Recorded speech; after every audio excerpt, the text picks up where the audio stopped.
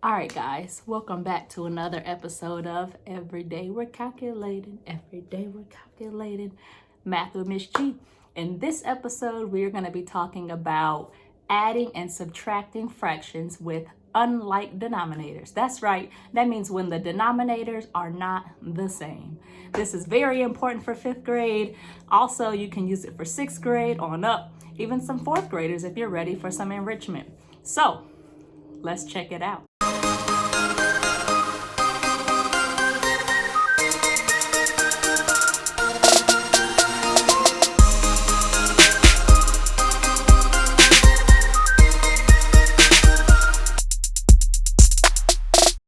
First, let's talk about some vocabulary words.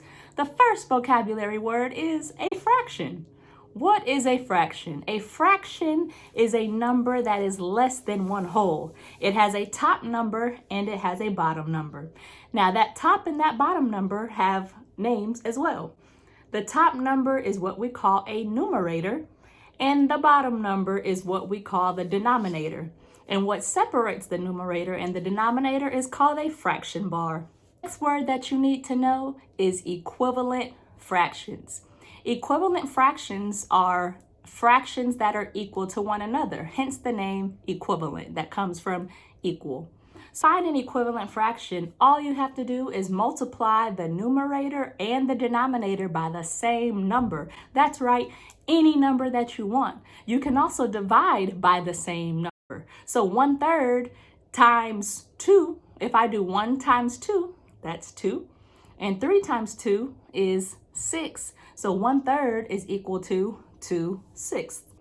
The next word you need to know are multiples. Multiples are found when you skip count.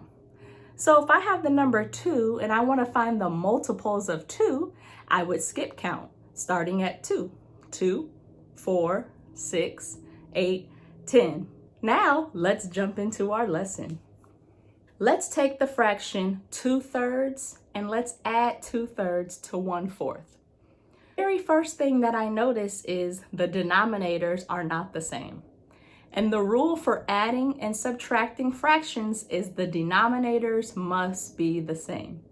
And when that happens, when they're not the same, we have to do something about that. We're going to create an equivalent fraction for each of them. And then you're going to add those fractions together.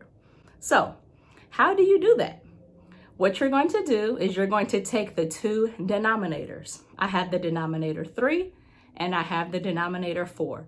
I am going to find the least common multiple. So I'm going to write the multiples of 3 and the multiples of 4. The multiples of 3 are 3, 6, 9, 12, 15.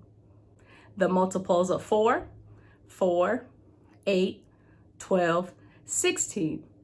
Now, out of those, what is the smallest number that they have in common? You got it, it's 12.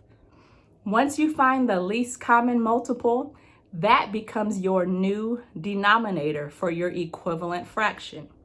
So I am going to take 2/3 and I'm going to set it equal to something over 12. I don't know what my numerator is, but that is what I'm going to find out. So 2/3 is equal to something over 12. Well, to find the numerator, it's very simple. Both my denominators are 3 and 12. So ask yourself, how did I go from 3 to 12? What can I multiply 3 by that gives me 12? Or how many times did I skip count to get to 12? And that answer would be 4. So whatever you do to the bottom, you do to the top. So if 3 times 4 is 12, I'm going to multiply 2 times 4, and that is going to give me 8, which is my numerator. So my equivalent fraction to 2/3 is 8/12. Now let's go to 1/4. 1/4 is going to be equal to something over 12. So what I did before, 4 times something is going to give me 12, or how many times am I skip counting by 4 to get to 12? And that answer is 3. So 4 times 3 is 12. Again, whatever you do to the bottom, you do to the top. So 1 times 3 is 3. Now I have two fractions that have the same denominator.